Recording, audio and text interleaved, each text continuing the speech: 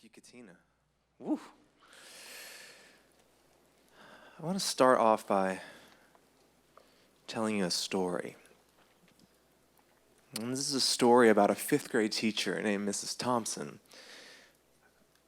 who was struggling with a boy in her class that she just really didn't like. His name, you can't imagine that, right? No. And I lost my notes. Here we go. His name was Teddy Stallard. He didn't play very well with the other kids. His clothes were always a mess. He was just unpleasant to be around, this kid.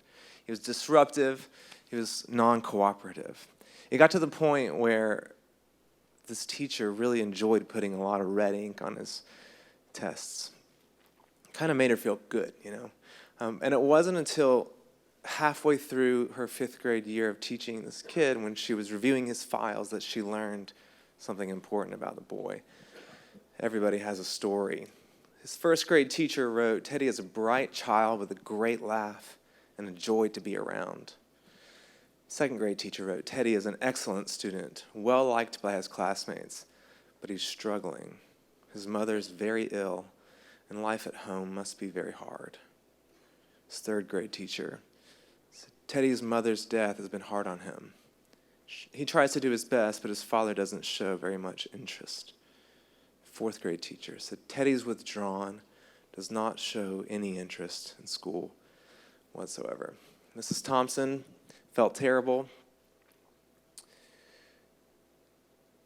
and she realized the problem was with her perception. She felt even worse at Christmas time when her students brought her presents wrapped in beautiful wrapping, ribbons, and bright paper, except for Teddy's.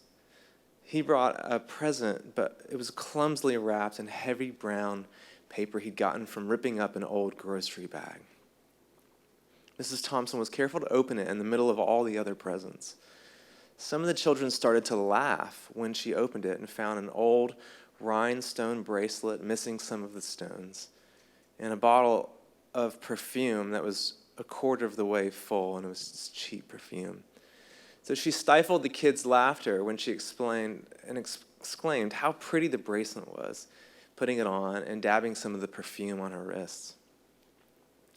Teddy Stallard stayed after school that day just long enough to say, "Mrs. Thompson, today you smell just like my mom used to. And that bracelet looked really pretty on you." After the children left, she cried for a half hour. That very day, she stopped teaching reading, writing, and arithmetic and started teaching kids. She paid particular attention to Teddy, and she worked with him and saw something come alive in him as she began loving him in a new way. The more that she believed in him and the more that she encouraged him, the more he responded and the faster he started learning. By the end of the year, he was one of the top kids in the class. 6 years later, he'd finished high school, second in his class. 4 years later, she got a note from Teddy. Things had been tough, but he was about to graduate with honors from college. 4 years after that, she gets a letter from Teddy, now signed Theodore F. Stoddard, M.D. He'd met a girl, he said. He was getting married, and he asked if she would come sit in the place of the mother of the groom. She did. She wore the old bracelet and the cheap perfume he gave her back in the 5th grade. When he thanked her for being the best teacher he had ever had, she said, "No, Teddy, you've gotten it all wrong. You are the one who taught me." I want to start with that story because I think it shows everything changes according to how we see people. We need to recognize that the way we see people either sets us on a direction for hospitality and love, for community and encouragement, or for judgment, for fear, hostility, exclusion. And the culture that we live in shapes the lenses that we see through in so many ways that we aren't even aware of it. And when we talk about culture, let's just say culture is whatever's normal for a group of people, okay? So culture is whatever's normal. So you guys have a culture here that might be different than, let's say, Preston Wood's culture. And we have a culture in America that's different than the culture in Algeria. It's just whatever's normal to us. And our culture in 2018 in America gives us certain lenses that we see through that might prevent us from being the kind of people that we want to become, and ultimately expressing the kind of community that Christ has called us to embody. And since we don't often think about how we think, we can end up spinning our wheels a lot of time when we want to try to change something. Because have you ever gotten your car stuck in the mud, and you can hit the gas all you want, but you're just actually going to get deeper and deeper into a rut? At some point, you have to jam something down there to get some traction and actually start moving. So what we're talking about this afternoon, if we want to actually have the right kind of eyes to see people afresh, to become a different kind of community that actually fosters creativity and charisma, character and competency, we have to address our lenses are skewed, and our culture is actually hurting us in a couple different ways. I want to start by just stripping away 3 of the distorting lenses, and then we're going to spend the rest of our time building instead of bulldozing. So first, we're in a culture of individualism. So if we're going to talk about a community, we have to recognize, first of all, we are hardwired these days, culturally, not I don't think, ontologically, but culturally, currently, we are wired to think individually. We are in an individualistic culture. And so the first thing, if we're going to talk about community, we have to recognize how important community is in a culture of rampant individualism. We desperately need community. We need one another in a day and age where we spend more and more of our time looking at our own little screen, doing our own little thing. We can even curate all of our own little news. I mean, wouldn't you say, we need community today as much as anyone has ever needed community? Because our culture is so individualistic, but Christianity is a team sport. It's especially hard to self-administer a butt kicking. You can try, but it looks pretty awkward. And sometimes you need to get your butt kicked on this. You have blind spots. Other people need to bring their vision. Your passions need someone else's restraint. And we need one another in this thing because, you guys, God's done great things in you, but none of you is as good as all of you. None of us is as good as all of us. And if we look back at any old yearbook, the pictures don't lie. We are shaped by the people around us, right? You can't help it. You are shaped by the people around you. And when individualists aren't careful in this kind of a culture, we won't even ever have people around us. Or we'll have the wrong people around us who are ending up shaping us in ways that just don't look like the kind of people that we know that God's called us to be. Community is so key because we have such individualist lenses. We even then project that onto the Bible, and we think with our heroes in the Bible, these guys were individualists. How about this? Pop quiz. Who wrote the book of Thessalonians? Anybody? Who? Who wrote Thessalonians? Wrong. Who wrote Corinthians? Wrong. Colossians? Wrong. It's right there in the Bible. We miss it. Listen, 1 Thessalonians, written by Paul, Timothy, and Silvanus. Colossians, written by Paul and Timothy. Same for 2 Corinthians. 1 Corinthians was written by Paul and Sosthenes. Anybody ever even heard of Sosthenes? He's in the Bible. He helped write 1 Corinthians 13. Love is patient, love is kind. But we're such individualists. We're just like, no, Paul did that. No, Paul did that. Yeah. No, he didn't. No, he had community. He had brothers. He had family on mission together. And when we get so indoctrinated in a culture of individualism, we then project it even onto the very Bible, and we see those guys through our lenses. Guys, if ministry is making you lonely, you're doing it wrong. First lens we got to recognize is we got to clean the lens of individualism and see more clearly that the Bible calls us to create a culture of collectivism where we are more than just a bunch of individuals who happen to be in the same room. The second is that community is a club. There's a difference between a community and a club. In a club, everyone's just kind of into the same thing. Everyone's kind of very similar. And have you noticed you tend to like people who are most like you? You need people who are most unlike you. That's the difference in a community and a club. That's a big deal because Jean Vanier has some amazing stuff about this, Bonhoeffer too, and Henry Nouwen. And I want to give you just a couple thoughts. Vanier, he founded this community called L'Arche. If you know about this, you know about it. He said there's no ideal community because community is made up, listen to this, of people with all their richness, but also all of their weakness and their poverty. Community is made up of people who accept and forgive each other and who are vulnerable with each other. And he goes on to say the foundation of community isn't perfection, it's humility and trust. Bonhoeffer said it like this: the exclusion of the weak and the insignificant from our communities, these seemingly useless people, means the exclusion of Christ. In the poor brother, Christ is knocking at the door. That's Bonhoeffer. See, if we're individualists and we decide, let's start a community, as individualists, we won't form a community, we'll form a club. And we'll keep a bunch of people out of it. And the problem is, not only are we robbing those people, we're robbing ourselves.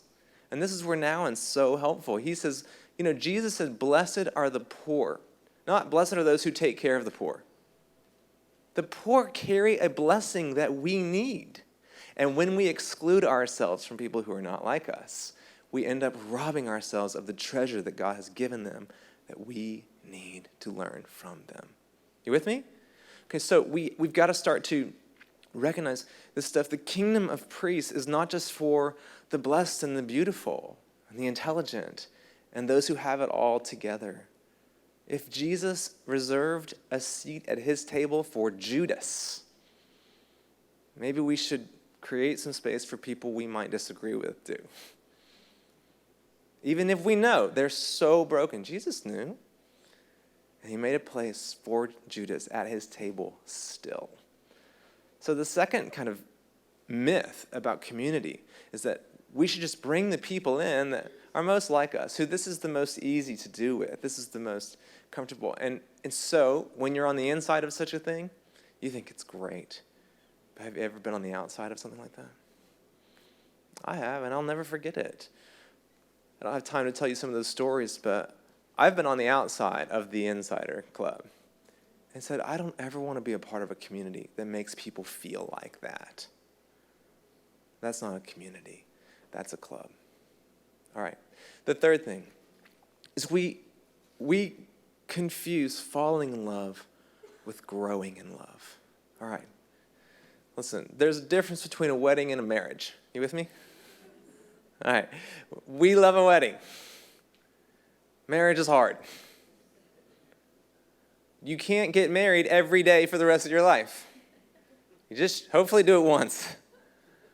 The hard part is staying married, and we confuse falling in love with growing in love. We read it into the Bible, and as worship leaders, then we start leading a culture to think we just need our congregation to fall more in love with Jesus. Listen, the Bible never once talks about falling in love. It talks over and over about growing in love, abounding in love, increasing in love. Falling in love is easy. Growing in love takes time. And if we aren't careful, we'll keep trying to get people to feel passionate about something they don't actually even love. It is so tiring to get people to feel passionate about something they don't actually love. Can I get a witness there? But if we could actually help people love God, like grow in love for God, not just fall more in love with God, but grow in their love for God, actually walking in love for God. The passion is going to come behind that. Listen, just a few texts. 1 Thessalonians 3. May the Lord make you increase and abound in love for one another. 2 Thessalonians 1. Your faith is growing abundantly, and the love of every one of you for one another is increasing. Love is abounding. It's increasing. It's growing. And then Philippians 1, 9-11. It's my prayer that your love may abound more and more with knowledge and all discernment. See, the language isn't, oh, just fall in love, it's going to be easy. No. It's your love needs to abound, and love is essential, but it's not alone.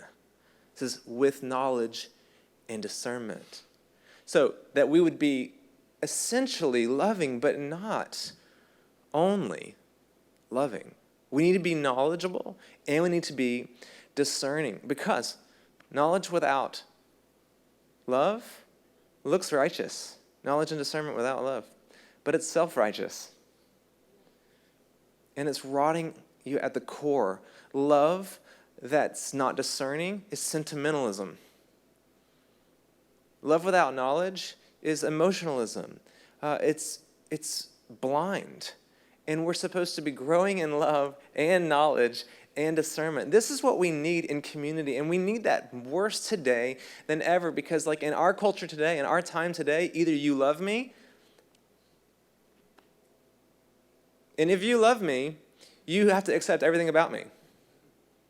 Or you discern, and then you don't love me. That's kind of the two options that you've got, right? And it's ridiculous options. It doesn't work. And in our culture, there's no room for discerning love. You either love me, and so you love everything that I stand for, and you don't disagree on anything, or you just judge me, and so you obviously don't love me. There's a third way. That we would abound in love with knowledge and discernment. That we would live that kind of way and create that kind of community. That would be very powerful. The eyes that we saw through. Get the smudges off the lenses and start to see people as they really are. That's powerful. That's what Paul prays for in Philippians 1. So, we're about to where I want to hand this off to my wife, who's going to take it from here. But how do we then begin to actually build something in a culture that does look like a community that facilitates and fosters creativity? I love this from Leslie Newbegin. He says, we have to live in the kingdom of God in such a way that it provokes questions for which the gospel is the only answer. We need to live today in a way that provokes questions, the only answer for which is the gospel. Why do you live that way? The gospel. Why do you guys do life that way? The gospel. How do you have that much joy? The gospel. We need to live in such a way that we're provoking those questions. And, let me remind you, Matthew 13, Jesus gives a couple parables, and he says, you know how the kingdom unfolds, how the kingdom moves forward, advances, and expands? Not like an atomic bomb, like a mustard seed. It's not a switch, it's a seed. Seeds are easy to miss and hard to see. And guys, we want to see, like even in an afternoon session like this about hospitality and community, we probably have it in our heads, we need Caps and Bleecker, we need Lauren, we need everyone to do more big stuff so that we can have community. We want God to just do this whole thing overnight, but Jesus says the kingdom is like leaven. It just takes time, and it's kind of out of sight. The kingdom, though, is moving in this way that eventually, that leaven has changed the whole loaf. You with me? So we are so impatient, and we're so chronocentric that we kind of put it all on this moment. But Jesus is saying, the kingdom doesn't advance through dominion. It advances through compassion, through communion. Seeds, leaven, not explosion, leaven. Relational, not just propositional. I heard one quote, the church is supposed to be a time machine from the future. Isn't that good?